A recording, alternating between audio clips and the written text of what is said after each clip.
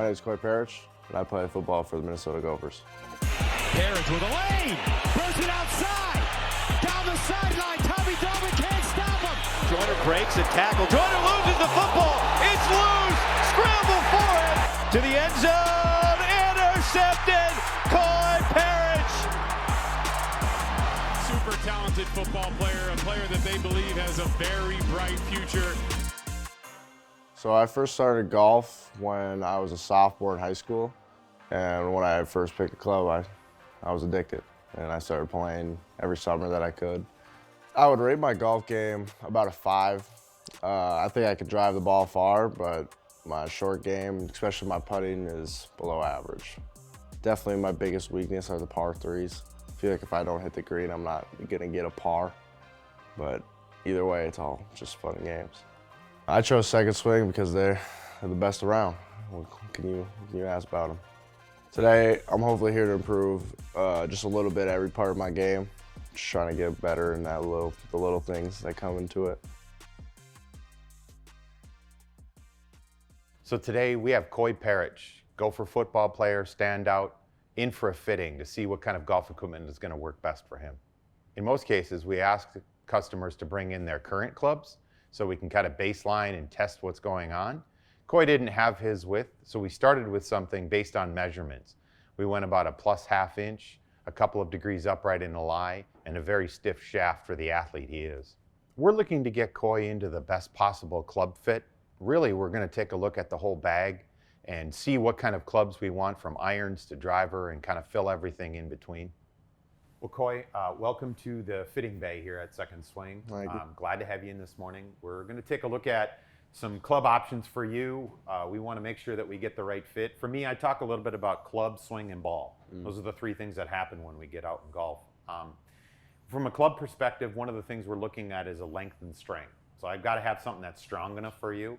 It's like, and this goes for any golfer. It's not necessarily how strong you are, it's how you move the club. So if you're moving something faster or slower, we might want lighter or heavier. Yep.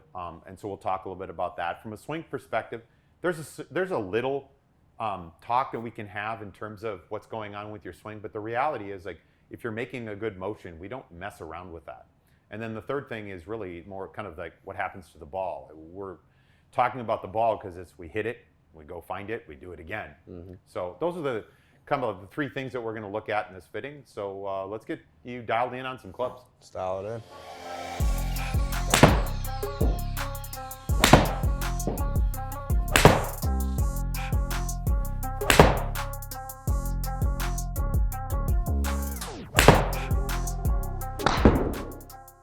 Like I said, we'll talk a little bit about club, swing, and ball. Let's start up with the club. When we talk about that length and strength, I want something that's going to handle what you're doing with it. Right now, you're moving the club, the 7-iron, at about 95 miles an hour. Now, what I've got right now in your hand is it's a 1/2 inch over standard, talking a little bit about your height. It's got 2 degrees upright, talking a little bit about the way that you set up to the golf ball. It's also got, it's an extra stiff shaft. The second piece of this is we'll talk a little bit about what's going on with your swing. One of the things I like to tell people right off the bat is, when I look at the average swing that you're making here, this is the average at impact. This doesn't tell me how you get there, doesn't tell me what you did after, so kind of the before and the after pictures of this. Yeah. As a fitter, I'm looking at the height. The height that you're creating with this speed is exceptional. What that allows that ball to do is it allows that ball to get in the air, stay there, but as it comes down, it drops and stops. Yeah. You've got a landing angle on average with this 7-iron that's 51 degrees. That's tour level. That's what we would see out of a tour level player. We'd see that speed, we'd see that height, we'd see that drop and stop. You see the carry distance at about 191 on average, and you see the total distance at about 199. Man, there are a lot of players that would kill to have numbers like that. So we are in a great spot there. This happened to be the ping that we were just testing right here. A lot of great club choices, so we'll try that next. Yeah, I wanted to try the Mizuno one. Perfect, that'll be our next club. Bet. Player preference is a big deal. We want to know, what have you done in terms of research? What have you seen? What have you hit? So one of the clubs that we started with was a Mizuno. Koi had mentioned he really wanted to try a Mizuno, so that's what we went with. So next up, we're going to try the Mizuno Pro 245. This is a hollow design, looks like a blade, allows for a lot of forgiveness here, has some internal weighting. And then more importantly, is we've got this set up just like we were hitting that first club, which is a plus ½ inch, extra stiff, couple of degrees upright. Let's give this a try and see what happens. Perfect.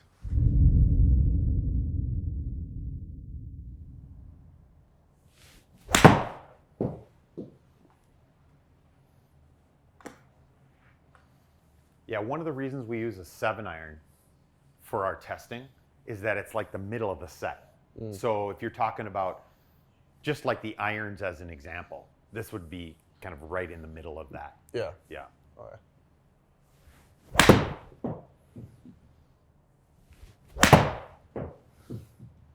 Give me your feedback in terms of kind of how this is maybe different from the first club. I feel like whenever I make contact, I can't hear the sound Okay. as nice as it was. Yeah. I don't know if I'm hitting it in the center. I don't know if I've hit it in the center or not. But. Yeah, well, let's try a couple more and see what happens.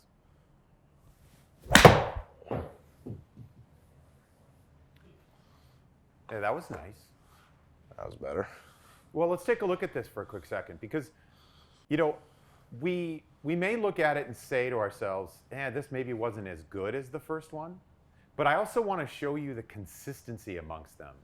So if we're looking at it, from this perspective here, we talk a little bit about the fact that we have ball speed at 127, launch at about 21, spin at about 4,400.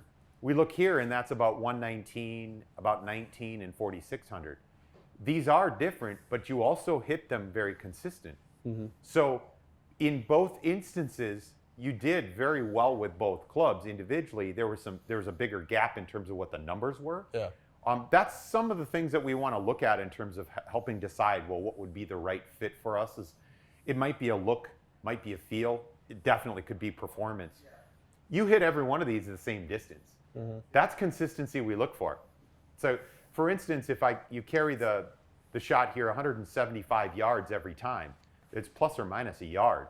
That's something that I'm looking for. Yeah. It's not necessarily that if I look back at the ping as we were talking about 191 yards, plus or minus 4, there's a little bit more dispersion between it, but you just hit this really well.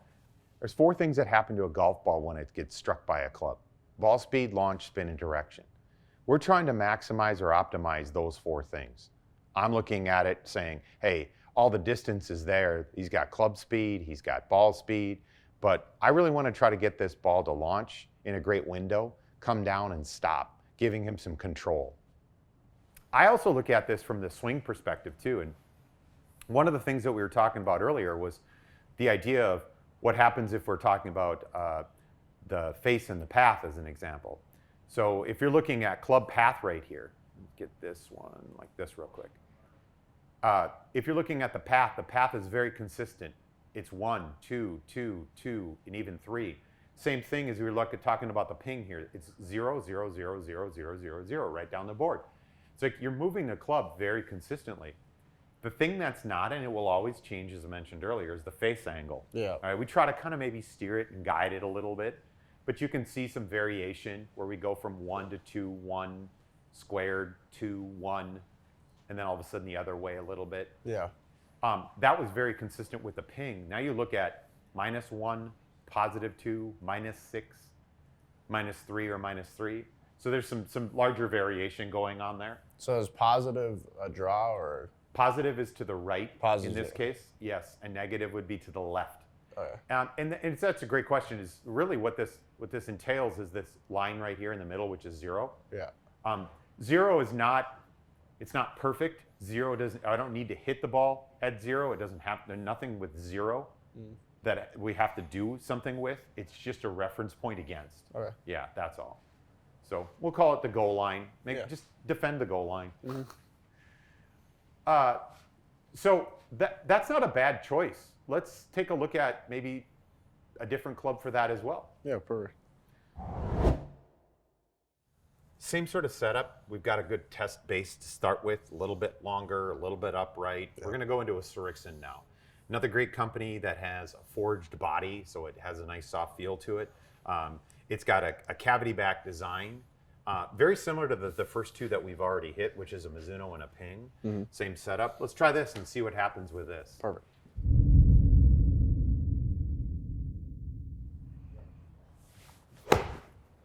Have you heard of Srixon before? Yes. Okay, Yeah. cool. I've heard of all the companies. Yeah, this is one of the hot clubs for this year in 2025. This came out. It's been very, very well received. I'd call it one of the best clubs on the market, along with a couple that we've already tried. Let's see what happens here.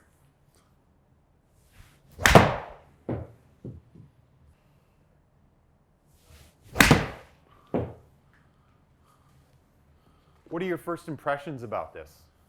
I don't know.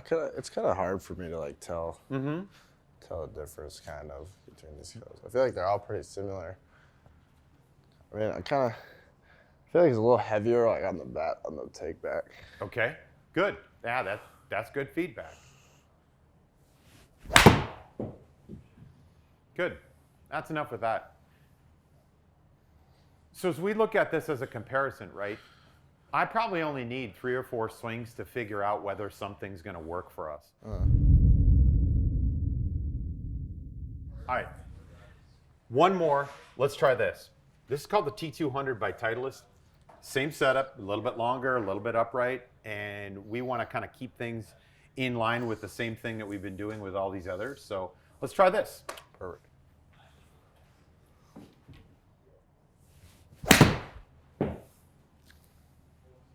All right, good start.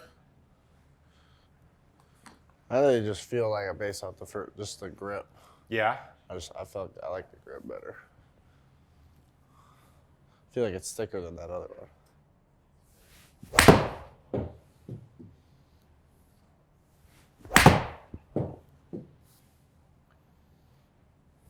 You're hitting this a little straighter than the last two. Yeah. That's okay.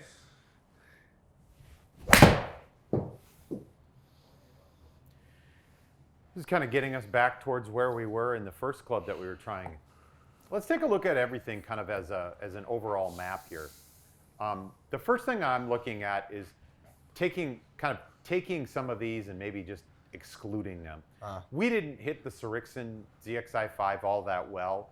However, it is in that same category as everything, and we did have a couple of shots that were similar. Yeah. But for that, if I'm looking at the club that's going to fit well, I probably take that one off for the moment. The next is if we're looking back at what we did with the Ping, that was the i530. I'm looking at that saying its consistency was great. Yeah. It also gave us distance. It gave us launch. It gave us spin. It gave us control. As I'm comparing against that, the Mizuno was nice. It's not bad. For anyone that's looking to hit a 7-iron, that Mizuno was very crisp. You had really nice ball speed, launch, spin, peak height, landing angle. Everything about that would be really nice.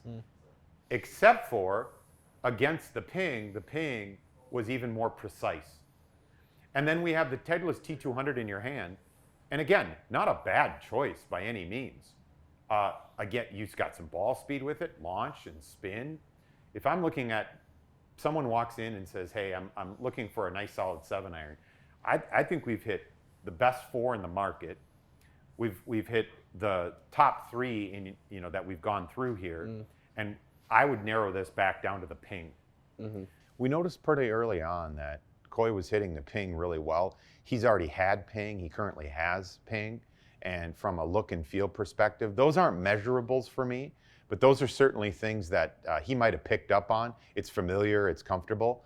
At the end of the day, we're always looking for the performance aspect, and it was pretty clear right from the beginning that Ping was the performer too. Let's take a couple more shots and hit that, because I think that's actually where I'm leaning in terms of a great setup. Okay. Since the club head speed was faster on the Titleist, why did the Ping go farther? Yeah, great question. The club speed is relative to impact. As an example, if you're looking at what we were getting right in here, impact was a little high, a little inside on a couple of these. Okay. Whereas if you look at where at the ping, you'll notice is it was much more centered. So there are different, kind of the picture that we see here, there's 4 quadrants. And the quadrant that's up above, and we'll talk about this again in drivers too as we get into those, but the quadrant up above is a little higher launch and a little bit less spin, but it maintains its ball speed. Same thing would happen if it were kind of in the middle and a little lower. It might spin a little more. But as you start to get towards the heel or the toe, we start to lose ball speed, or call it the sweet spot. Yeah. So one of the reasons that we look at what you did here with the Mizuno, some shots on the inside, same thing on the Titleist, why that changes can just simply be the difference in the club, because we use the same shaft, the same length, the same setup on all of them. Yeah.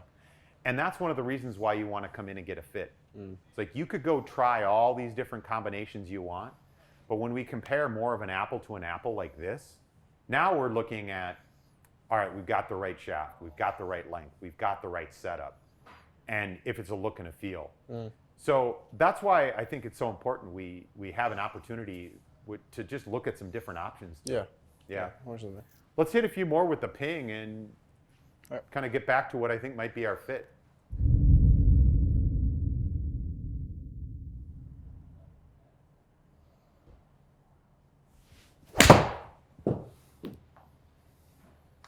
Right back on track.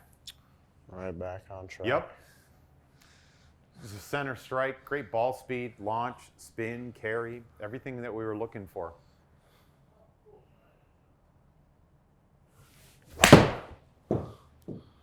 Oh, excellent. Yeah, just something about this club and the combination that fits perfectly, doesn't it? Yeah. I don't know. So, how close have you come to a hole in one? Oh, not close. Not close No, yet. I've come close. I mean, I've had a couple close calls. Okay. So, have you thought about your celebration dance there? No. Okay, that could be wild. That could be really kind of cool. I do think, like with this setup, I think you're going to be a lot closer because this is a great setup that's going to get us some better shots, maybe a little bit closer on it. I always looked at, I don't care what the par 3 is. I always have a chance. My best chance is a hole in one on a par 3. Oh, 100%. And, you know, if we've got irons that are, like for now, we've got them launching and they're spinning and stopping, I think you're going to be a lot closer. And that's going to give you a chance at some of those too. Perfect. Yeah. Actually, my closest I ever been was on a par 4. Was it? Yeah. It was like With the driver? Yeah, it was like a 300-yard one. I was like 3 feet. Oh my goodness. Didn't make it though. I didn't make the eagle either. Oh. So we got to talk putting. The driver to 3 feet is like the holy grail. Yeah. Like a driver on a par 4 and a hole in one. I think that's better than any shot that you could imagine. Yeah, it's. Have you ever seen the YouTube golf, like Good? Yes. You've seen like their par 4 Yes. holes? They're crazy. Yeah. And those guys, they kill it for that. Oh, 100%. They kill it for that. 100%. So for our iron fitting, we landed on the Ping I-530. We decided to go with an extra ½ inch for his height, 2 degrees up for the length of his arms. We ended up in a mid-size grip because it felt the most comfortable for him. A Dynamic Gold X100, which is very stiff, very heavy, but also supports the speed and has stability for the type of power that Koi puts into his irons. What I would do is I'd still probably put like a 4-iron in your bag, just because of the control that you have with an iron. You're going to have a tremendous amount of distance that you can gain out of it, whether you're on the fairway or even on a tee, all the way down through even the gap wedge. The reason I would put a gap wedge, what Ping calls it a U wedge, utility, is that I want distance and control, and I want that for you with that type of club. If you're talking about putting a regular wedge in the bag, that might be a little bit more off. Yeah. And you're going to be certainly using a gap wedge from probably in the neighborhood of 140 yards. That, to me, would be something that I want for control as an iron, not necessarily just chipping and putting, or chipping around the green, that type of thing. Yeah. So I would go with a set that goes from 4-iron down through a gap wedge or utility wedge. Perfect. All right. Worse than me. When we talk about the performance of the set of irons and what we're going to actually get in our irons, we look at the peak height as a huge factor to this. He had the power, he had the speed, he was launching even his long irons really nice and high, That gives him an advantage because he can hit something like a 4-iron as a long iron with some success, having it come down at a steeper angle and stopping power. It was almost on that borderline of even getting a 3-iron, but we wanted to make sure that we had something functional, so 4-iron down through pitching wedge is what we did. So we've dialed in the irons. Next up, we're going to take a look at the driver.